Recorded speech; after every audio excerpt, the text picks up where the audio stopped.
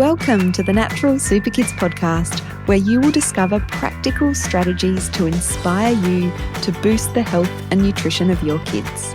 I'm Jessica Donovan, a qualified naturopath specialising in kids' health, and I want to make it as easy as possible for you to raise healthy and happy kids. Let's get into it.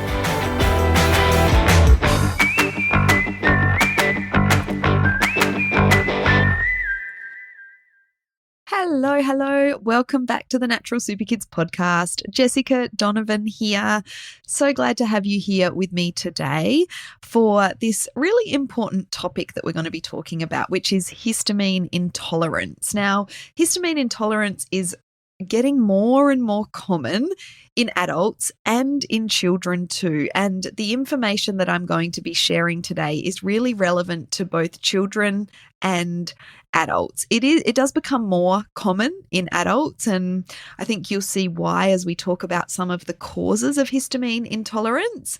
But I thought this was a good topic to talk about at this time of the year, because people with histamine intolerance will often, not always, but often have hay fever symptoms as well. And of course, we are well into spring here in the Southern Hemisphere anyway, and there are a lot of people having issues with those pesky hay fever symptoms. Now, if that is you, yes, today's episode will be handy for you to listen to, particularly if you have some gut symptoms along with the more hay fever respiratory symptoms. But we have another podcast episode specifically on hay fever and environmental allergies, and that is episode 40. So make sure you have a listen to that one as well. I'll make sure the link to that is in the show notes. So let's start with some basics about histamine. So histamine is a naturally occurring substance or chemical that is found in our body, and it can also be found in some foods that we eat as well. So histamine intolerance occurs when the body has difficulty managing and metabolizing histamine. And the symptoms of histamine intolerance are similar to those of hay fever. So symptoms of histamine intolerance do include hay fever symptoms: the itchy eyes, the itchy throat, the runny nose, the sneezing. But with histamine intolerance, you will also generally have some skin rashes. You might get flushing after alcohol or certain foods, and we'll be going through the foods in a moment that are high in histamine and likely to cause that flushing. You will also have generally some digestive symptoms, so abdominal pain, bloating, diarrhea, nausea are all common with histamine intolerance, as are headaches and migraines, and fatigue is a big symptom as well. But from that picture, you can see that there's definitely overlaps when it comes to histamine intolerance and hay fever. And as I said, histamine intolerance can get worse through the hay fever season, the spring season, because of all the extra histamine that the body is producing in response to the allergies, to the dust, the pollens, the grasses that happen with hay fever. So to put it really simply, even though the symptom picture is are similar, and these conditions, histamine intolerance and hay fever, can coincide together in some people. Hay fever is caused by an allergic response to common airborne substances such as the pollens, the dust, the grasses, the dander. Whereas histamine intolerance occurs due to a build-up of histamine in the body. And that happens when there is a lack of an enzyme called diamine oxidase, DAO for short. So histamine intolerance occurs when there's a lack of DAO, which is an enzyme that breaks down histamine. So the histamine builds up in the body and causes the symptoms that we did just talk about.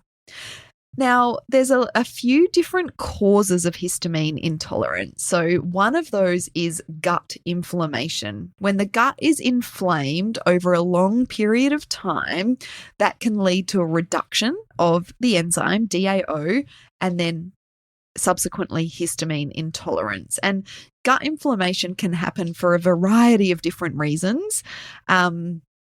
Gut dysbiosis, or an imbalance in the gut bacteria in the microbiome, which is so common these days because of our modern diet, our modern lifestyle, our overuse of antibiotics often can cause this gut dysbiosis. And that's another cause of histamine intolerance. Stress is a big factor or cause when it comes to histamine intolerance. And certain medications can actually lead to histamine intolerance as well, because they inhibit the production of that all-important enzyme, DAO, that breaks down histamine. And some of these medications are, or some of the most common ones, are antidepressants and non-steroidal anti-inflammatory drugs. So these are the medications that inhibit the production of DAO and can lead to histamine intolerance. And often there's a couple of these factors or causes going on at the same time for people. So there might be some stress, and then, there might be some use of antidepressants, and then that can lead to histamine intolerance. Or there might be some gut inflammation and some stress, and that will subsequently lead to histamine intolerance as well.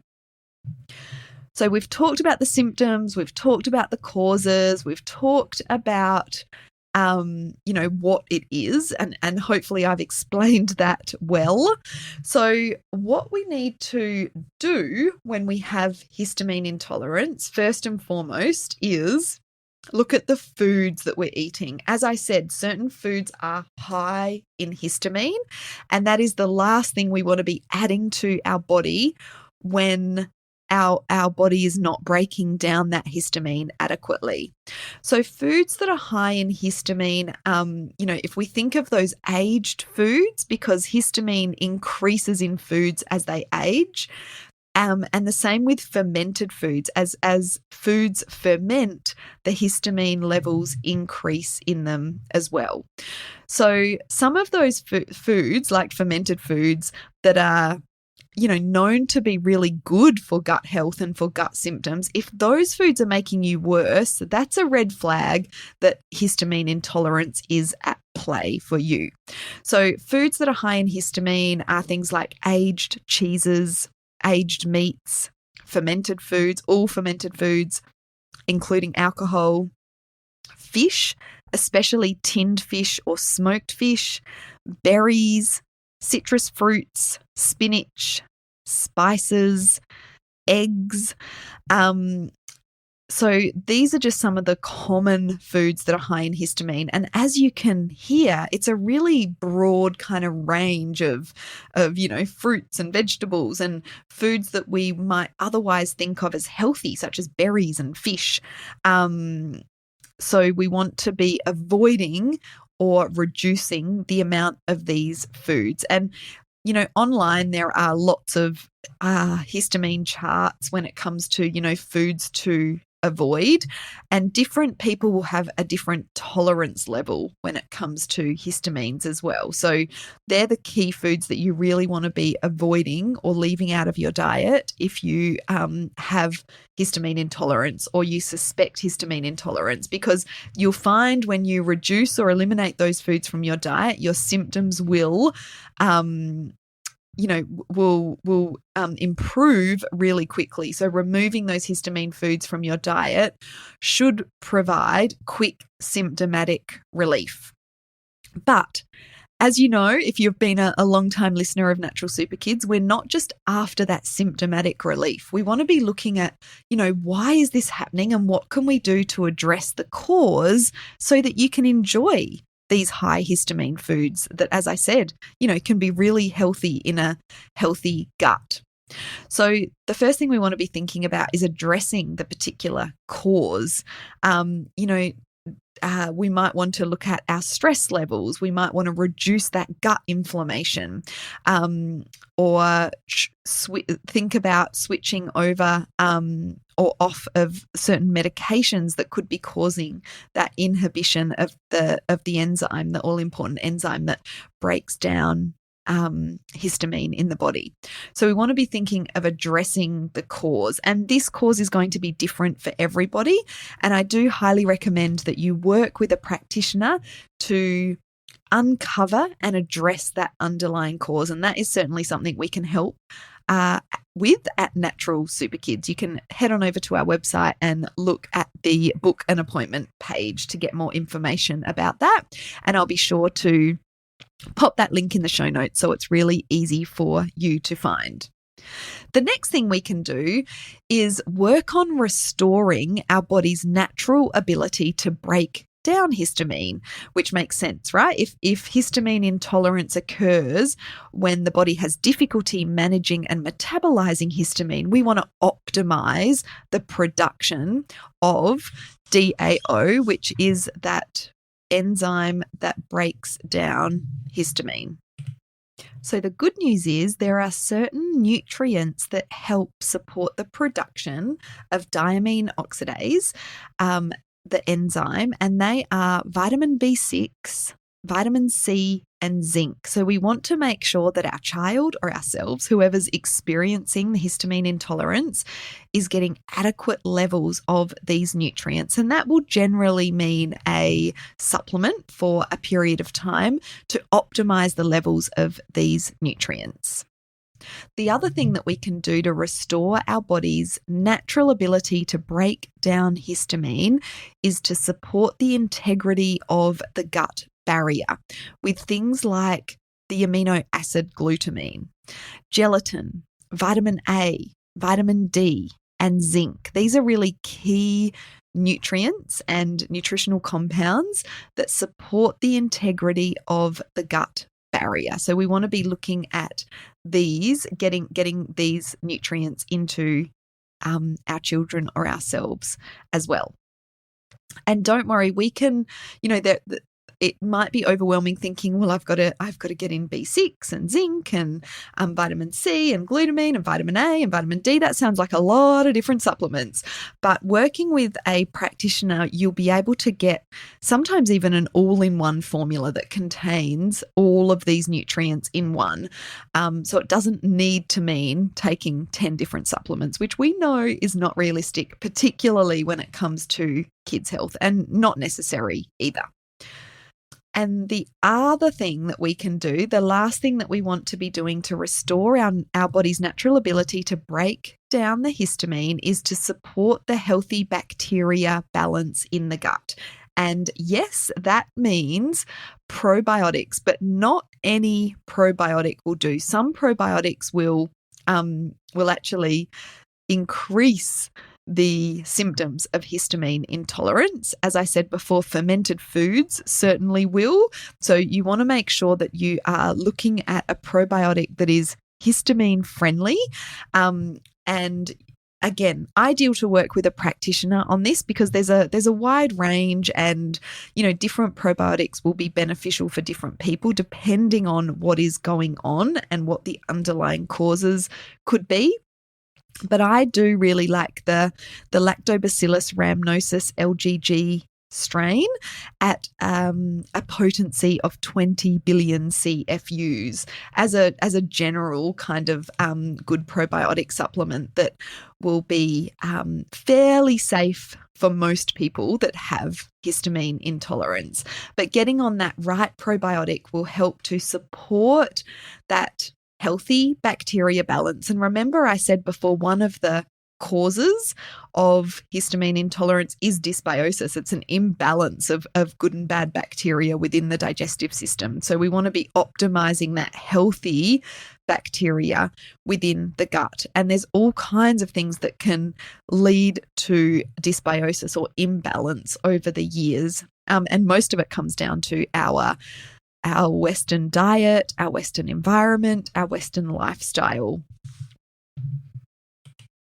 So summarizing, histamine intolerance, the treatment or the protocol or the general kind of step-by-step approach that we take here at Natural Super Kids is first and foremost to eliminate those high histamine foods. That's going to give you really quick relief from your symptoms. Not easy to do, but really the best kind of first step. And then, like, so many people stop there and go, okay, well, I just can't eat those foods because they exacerbate my symptoms or cause these symptoms of histamine intolerance. But if we actually work on restoring that gut health by optimizing the production of DAO, by improving that microbiome balance, and by supporting the integrity of the gut, over time, generally a few months, we can really start to restore that gut health so that we can tolerate those high histamine foods again. And then we can go through a reintroduction protocol where we're introducing some of those high histamine foods and seeing how our body tolerates them. Sometimes it goes down well first try. Other times you need to go, oh, no, I need to do some more restoring gut health work before I can start to reintroduce. And the time that takes really does vary from person to person.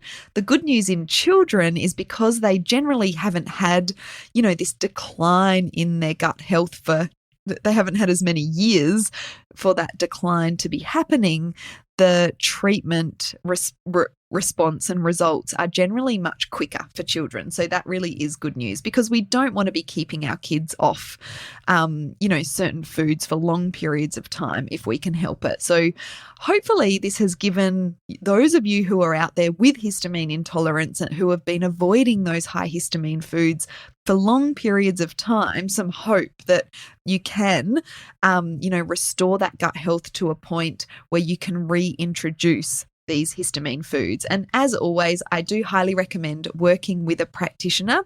Number one, food elimination can be really tricky and you need a bit of support with this. Okay, these are the foods we need to eliminate, but what can I replace them with? And this is where a practitioner here at Natural Super Kids can be really beneficial. And also just getting you on the right kind of protocol for restoring that gut health. And that can involve supplements and minimizing the amount of different supplements that you need to take by getting those all in one really high quality formulas. But also restoring gut health can be done in a number of other ways that we can guide you through as well.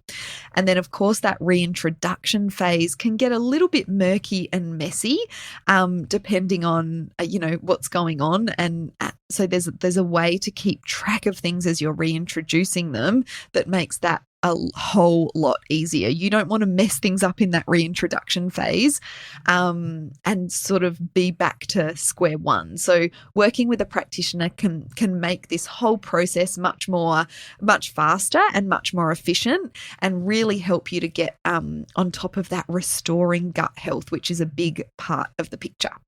And for those of you listening today, if you head on over to the show notes, you'll find a link to our free Kids Gut Health ebook.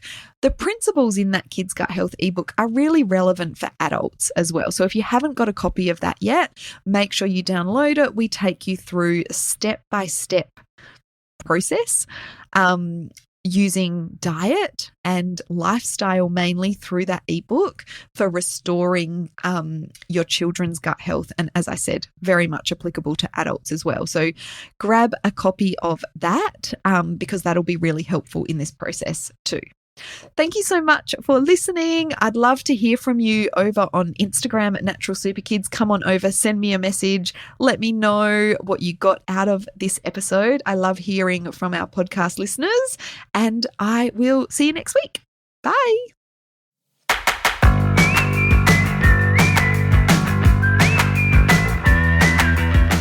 Thank you so much for joining me on the podcast today.